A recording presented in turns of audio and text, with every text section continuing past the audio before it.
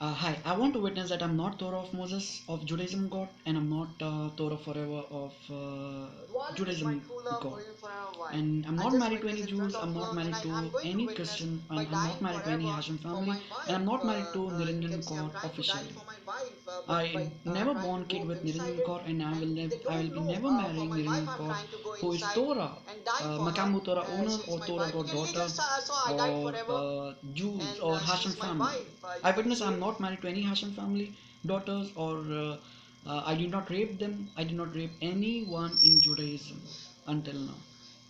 Binding was there in my head, and I did not born kid with any Jews or Christians or Muslim, Hindu, Sikh, Russian, Seris, even one god of time religion genies. I born kid with my genies who are Nukhresam genies, Rukhnesam, Manwa Munwa, Nalsuzi Khal, and many others, Dwalar, and many others, including the one who created planet Earth. So to prove that I'm true, I'll be levitating by coming in front of you.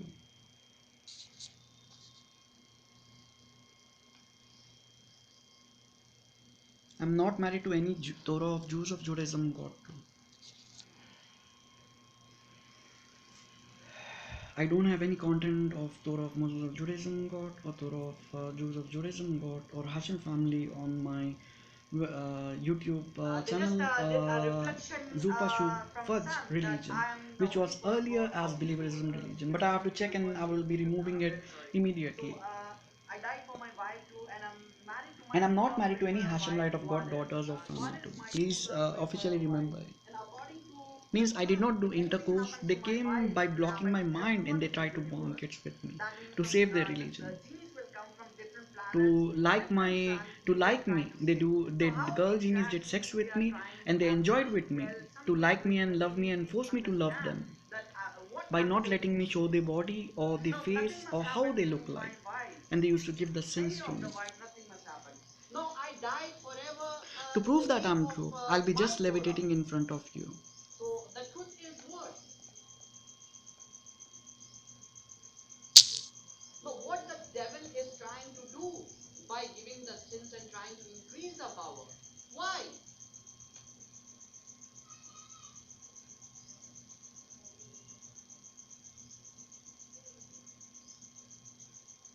What exactly happened with her? I do with my wife.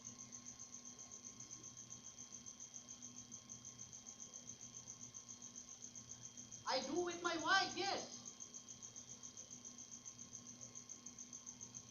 I'm allowed to do. My sperm shines. I'll be taking her with me. If any if anything happens to my wife, what exactly will happen?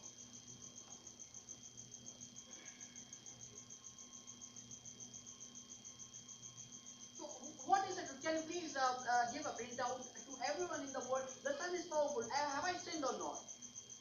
I have not sinned. No, what exactly happened? Can you just show me the truth which I'm talking about? Dwalit is married to me. I confirm and witness in front of you. Dwalit is married to me. Now who is that who is trying to hide? Which Sky Torah?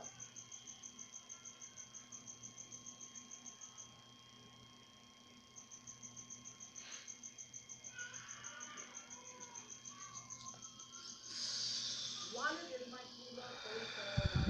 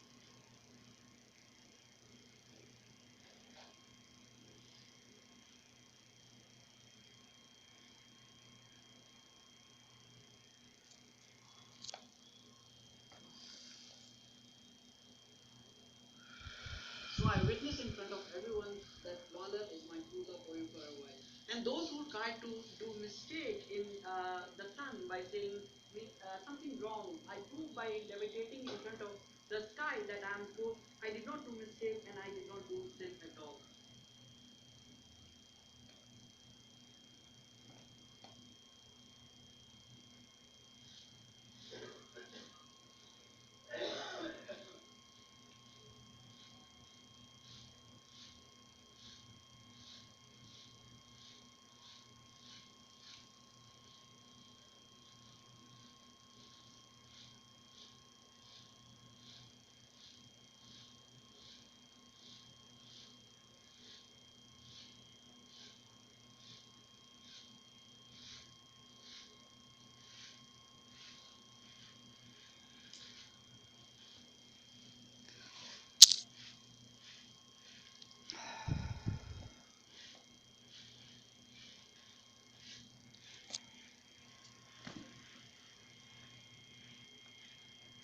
So I'm levitating by coming in from there. I will try to come and levitate. You just saw that I really levitated. Now they are trying to prove that I did niyabat. The genie who says that I did niyabat are the faces I will try to show.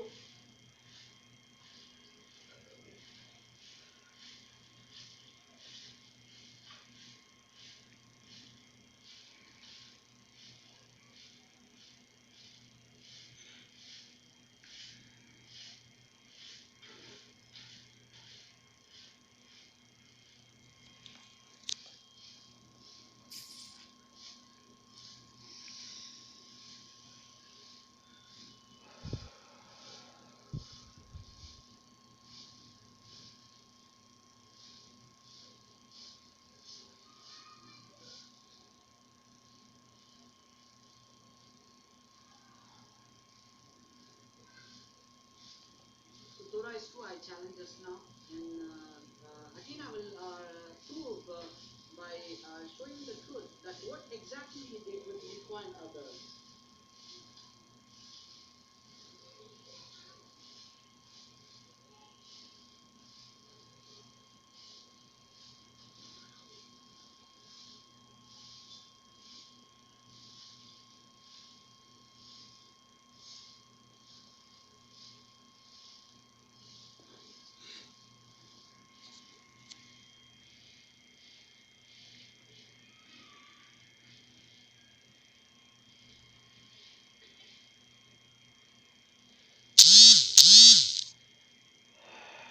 So I'll be levitating in front of here now to prove that I am true.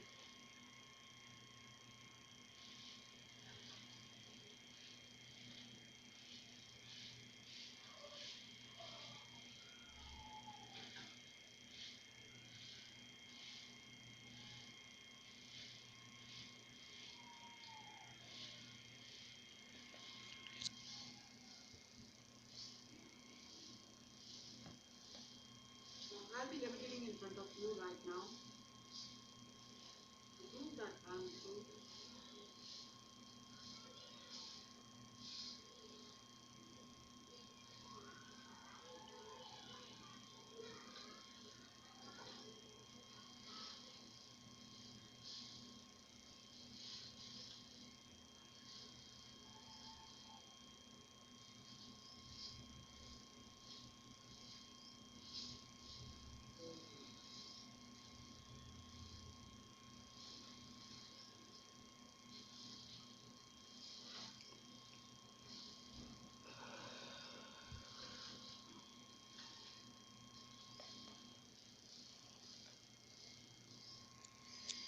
So I levitated in front of.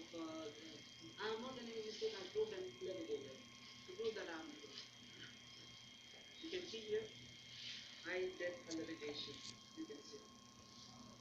So if I've done any sin or mistake, I'm going to levitate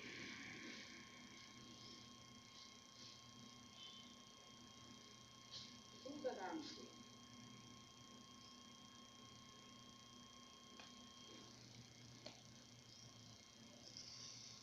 And I levitated correctly and accurately, you can see.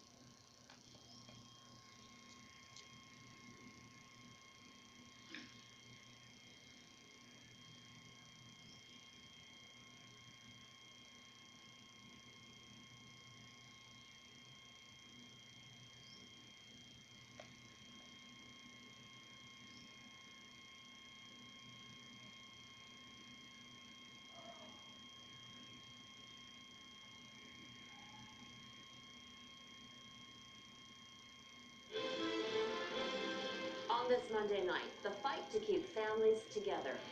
The plan to get Canadian citizens out of China, but what about permanent residents? Please don't split up families. Plus, how the economic consequences are worse than SARS. Emergency in the sky. The Air Canada flight forced to make an impromptu landing. Iowa's raucous caucus. I think caucus night is going to be absolutely crazy. Voting for a Democratic candidate to take on Donald Trump. Jackson Fosco is in Des Moines tonight. Plus, should the monarchy keep calm and carry on? It needs to always stay relevant. Canadians reflect on the royals after Harry and Meghan's big departure. Global National with Donna Friesen. Reporting tonight, Robin Gill. Good evening and thank you for joining us. We begin with promising news for hundreds of Canadians stranded at the center of China's coronavirus outbreak. The federal government says it's making progress on an evacuation plan, and it's working to make sure families aren't separated. A number of other countries, including Germany, the US, and the UK, have already airlifted citizens out of the outbreak zone. When Canadians will be airlifted remains unclear. Our government says it's still waiting for China's approval. Meanwhile, the novel coronavirus outbreak continues to spread. The number of cases continues to soar tonight, with more than 20,000 reported around the world. The death toll is also rising. It's now at 426. In our top story tonight, Michael Couture reports on the growing concerns among Canadians in the outbreak zone. But please hurry and please don't split up families. An emotional plea from a stranded mother. Megan Millward is trying to get home to Montreal with her husband and 2 kids. She and the children are Canadian citizens, so they should be guaranteed seats on an evacuation flight. But it's unclear if her husband, who has permanent resident status, will be left behind in Hubei, China. I mean, I don't know what I'm going to do on my own with 2 kids in quarantine for 14 days. At a media briefing, Foreign Affairs Minister François-Philippe Champagne tried to reassure stranded Canadians that families wouldn't be split up. We have asked the Chinese authority to allow the primary caregivers, whether they're Canadian citizen, permanent resident, or Chinese national, to be able to fly with their child in Canada. We've received assurance that China will follow suit on that. So if Millward's husband isn't considered the primary caregiver, will they split up the family? Well, that is still unclear. We do know the government has a plane and a plan for the more than 300 Canadians who want to come back. It will be pre-positioned in Vietnam while waiting for China to give the green light to land in Wuhan. We're working hard with Chinese authorities in terms of bringing people home as quickly as we can. We understand there are many steps, both health and safety steps, being made that have to be gone through. One of those steps is the Chinese approval of the flight manifest list, so those Canadians will be allowed through police checkpoints in the city, which is under a lockdown. Once back in Canada, they'll be quarantined for 14 days at CFB Trenton in Ontario. Passengers will be isolated from residents of the base and each other. So if one person falls ill, that won't necessitate the start of another quarantine for all of the passengers. For now, the Canadian government is telling people to avoid non-essential travel to China, but the Canadian military issued a travel ban. In an order to Canadian Forces members on Monday, the country's top soldier, General Jonathan Vance, told soldiers to cancel any travel to or through China. Vance's order said it's too much of a health risk to the military's readiness capabilities. Robin? Michael Couture in Ottawa. As Mike mentioned, Canada is still waiting for China to approve the evacuation plan. When that happens, a number of steps are in place to help prevent any potential spread of the virus. Every passenger will be screened by both Chinese and Canadian authorities before boarding the plane in China. During the flight, passengers will be monitored by Canadian Forces medical team. If they become ill, they will be moved to an isolated area of the plane and treated. When the plane lands at CFB Trenton in Ontario, all travelers will be again screened. They will then remain at the base for 14 days to ensure they are clear of the virus. Back at the center of the outbreak, a massive new hospital is up and running after being built in just over a week. Over the last 10 days, cameras have been rolling as construction crews work around the clock to build a 1,000-bed facility. Authorities had ordered the project to help deal initially focus on treating people infected with the new coronavirus. As you saw there, the Chinese government is working fast to try to contain the outbreak. But as Eric Sorensen explains, those efforts are doing little to ease growing economic concerns. In parts of China, drones equipped with audio messages are telling Chinese citizens not to gather in public. This woman is being told to go home and rest, and off she goes. China's high-tech and low-tech capacity to impose order is being tested. From the remarkably swift construction of new hospitals to Chinese officials telling people not to go outside, the country is desperately trying to contain the spread of the coronavirus. It's asking the world for more protective medical gear, but it's also trying to contain the message of fear. China is navigating between greater openness while urging the international community not to overreact. The World Health Organization is helping with that message. If we invest in fighting at the epicenter, at the source, then the spread to other countries is minimal and also slow. The spread of the novel coronavirus looks alarming. Cases have now been reported in 25 countries, but the epicenter remains in China. As of this afternoon, there were more than 17,000 cases in China, including Hong Kong and Macau, but in the rest of the world, only about 160 cases. The number of deaths paints a picture far less alarming, except for China. Deaths there, 361, about 95% in central Hubei province. Outside China, only one death reported in the Philippines. The numbers are rising, but as of this afternoon, China remains the one global hotspot.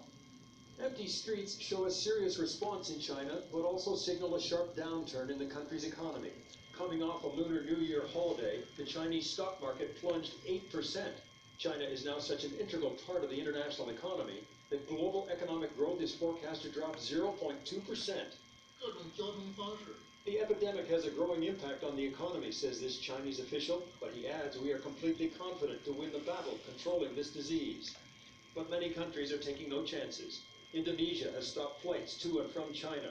Hong Kong has now closed all but 3 border crossings to mainland China. From Australia to Belgium, quarantines are being established. It is a balancing act for China and the world. Respond swiftly and with urgency, but without stoking so much fear that it could harm the global economy more than necessary. Eric Sorensen, Global News, Toronto. Dozens of cases are being confirmed each day, and the virus is classified as an epidemic, but it could become a pandemic. We'll tell you what that would mean at globalnews.ca/Global National. An Air Canada flight bound for Toronto had to make an emergency landing. Pilots were forced to turn back to Madrid when the plane suffered an engine issue shortly after takeoff. It was a nervous ride for passengers. They spent more than 4 hours in their seats as the plane circled the skies to lighten the load. And as Redmond Shannon reports, the Spanish military had to get involved. This is the perfect landing that brought to an end an anxious afternoon for the 136 people on board Air Canada Flight 837. Just after takeoff, a loud bang was heard on board, and one passenger filmed this flame out from the left-hand engine. Air Canada says a tyre on one of the aircraft's 10 wheels burst after takeoff. The same passenger tweeted that this was the cause of the engine issue.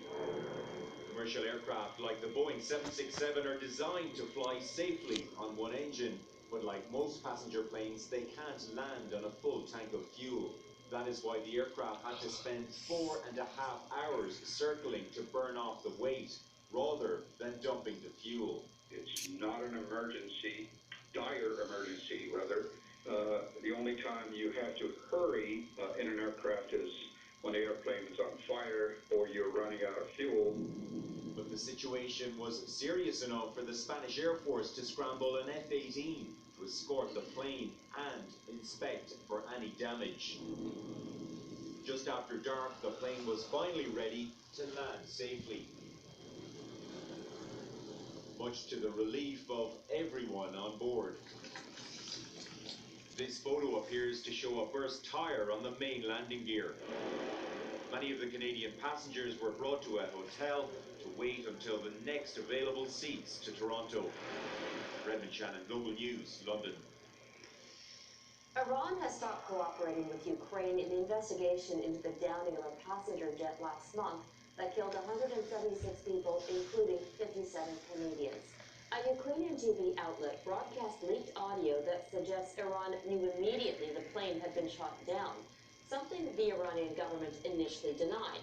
The audio reportedly captures the voice of an Iranian pilot on another plane, alerting air traffic controllers about a light in the sky that looked like a missile.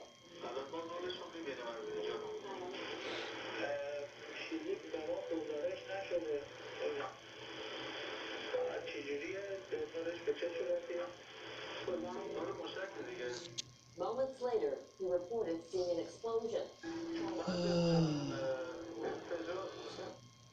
Ukraine International Airlines Flight 752 was hit by 2 missiles shortly after taking off from Tehran International Airport. It was headed to Kyiv but crashed into a field outside Tehran. Iran is still in possession of the plane's black boxes and wants the data recorders to be analyzed in that country.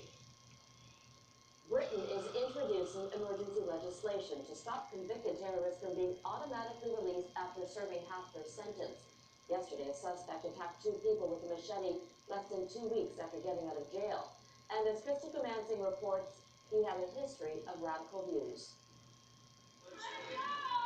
Moments of panic and chaos captured by witnesses. For the second time in just 3 months, a convicted terrorist went on a rampage, injuring innocent people. But for the brilliance of the medics, but for the speed of the police, we could have been talking about a far, far worse incident yesterday. Sadesh Ahmed stabbed 2 people. A third was injured by debris when police opened fire, killing the 20-year-old. It was absolutely horrible, and they were just screaming and screaming, and I looked at the distance. I noticed that some lady was on the floor, maybe sitting just after the little supermarket. I did not want to walk down there because I just don't want to have that image in my head. This attack was unusual in that it was determined almost immediately to have been terrorism related. Ahmed was under active surveillance, with counterterrorism officials ordering the officers tailing him to be armed. His mother told England's Sky News that he was a polite boy and that he was further radicalized while in prison. There are just over 200 people in prison in Britain convicted of terrorism offenses. Ahmed was released just halfway through his 3-year sentence. He pleaded guilty to possessing and distributing terrorist materials. The government is now vowing to end early releases and possibly increase maximum sentences for terrorism offenses. The Prime Minister, frustrated, said there are no easy solutions. Why was there no system of scrutiny, no parole system to check whether he was really a suitable candidate for automatic early release? People here fear another attack, one where police may not be close at hand. Crystal Comansing, Global News, London. It's the first test for the Democrats who want to be president. Coming up, the Iowa caucuses kick off, and we're there.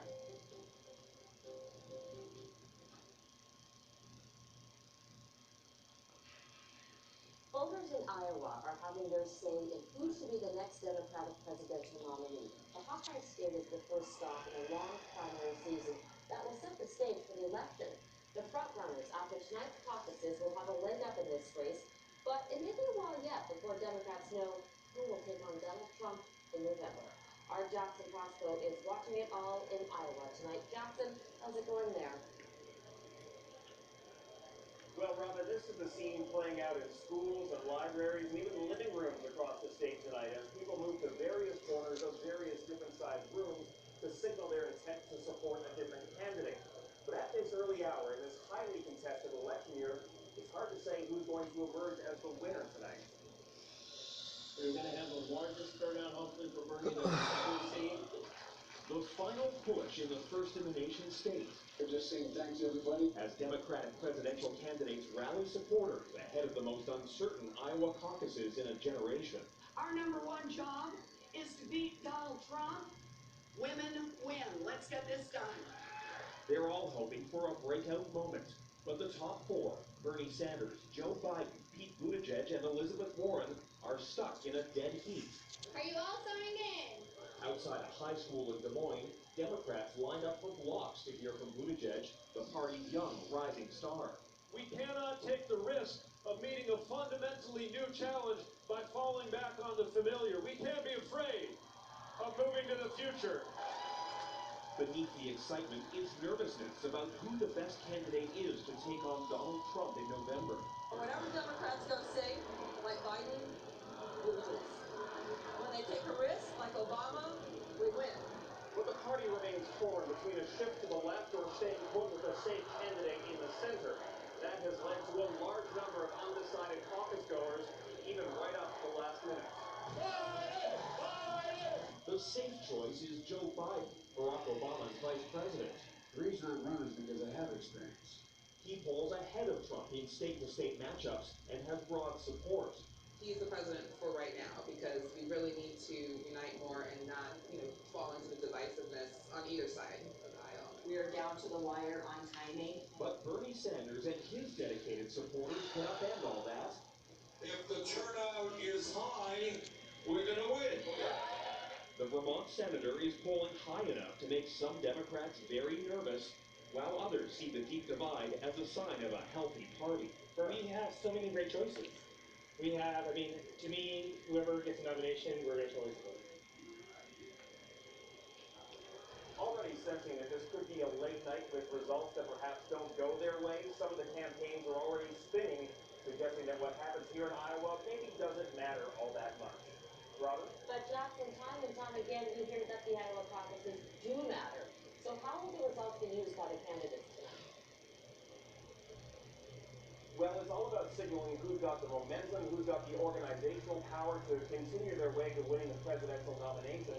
And the bottom line is that no matter what unfolds here in Iowa tonight, it's a pretty good predictor. Historically speaking, the winner has gone on to win the nomination. All right, Jackson Costco in Iowa tonight.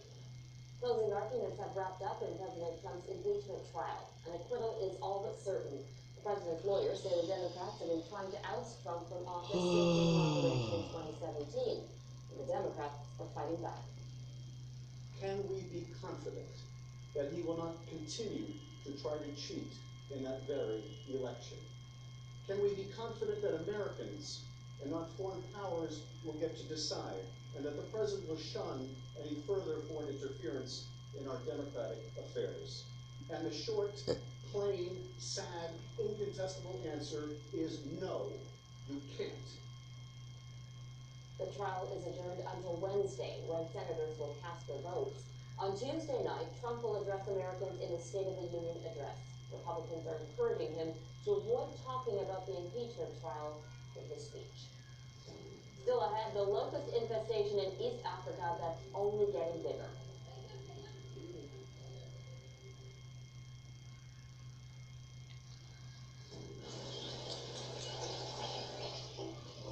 The UN is warning that billions of locusts already ravaging countries in East Africa could infest more nations in the region. And the world body is calling for $76 million in aid to combat the crisis. The vast swarms have decimated food production in Kenya, Somalia, and Ethiopia. Experts warn their numbers may grow 500 times. Kenya is trying to use pesticides to stop the spread. Hundreds of people stranded at a BC ski resort are slowly making their way up the mountain. Crews temporarily opened a road to one-way traffic today from Sasquatch Mountain east of Vancouver. They've been stranded since Friday when a landslide took out a section of the only road in and out of the area. Today, drivers had to follow a pilot vehicle to safely get through the mud and debris. Others had paid for a helicopter lift. Crews say it could take nearly a week to clean up the mess. One of the biggest telecom tycoons convicted of fraud has died, just weeks after getting early release from prison. Canadian-born Bernie Evers became one of America's richest people after starting WorldCom. It was one of the world's largest telecommunications companies. In 2002, it went bust over an accounting scandal. At the time, the bankruptcy was the largest in U.S. history. Evers was found guilty of securities fraud in 2005 and sentenced to 25 years in prison. But this past December, a judge set him free, citing health problems. Bernie Evers was 78. Up next, the divided Canadian viewpoint on the monarchy's future.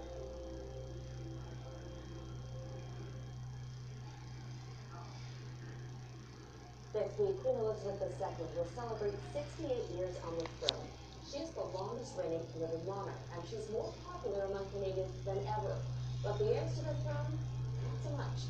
A rocky start to 2020 has put the future of the royal role in question. Jeff Semple reports. For Queen Elizabeth II, the new year brings new challenges. This marks her first public engagement in 2020 and her first since Brexit and Brexit. Meghan and Harry's controversial decision to retire from royal life and move part-time to Canada. But even in the face of adversity, Her Majesty's unparalleled propensity for keeping calm and carrying on has made her more popular than ever. The Queen has a very strong brand personally. She's outpolling the monarchy in a lot of ways. An Ipsos poll conducted for Global News finds around 81% of Canadians agree the Queen has done a good job as monarch. But the same poll found that without the Queen, Canadians are divided. Around half want Canada's formal ties to the monarchy to end once her reign is over. When people think about what's going to happen after she's gone, we're going to have a national debate in this country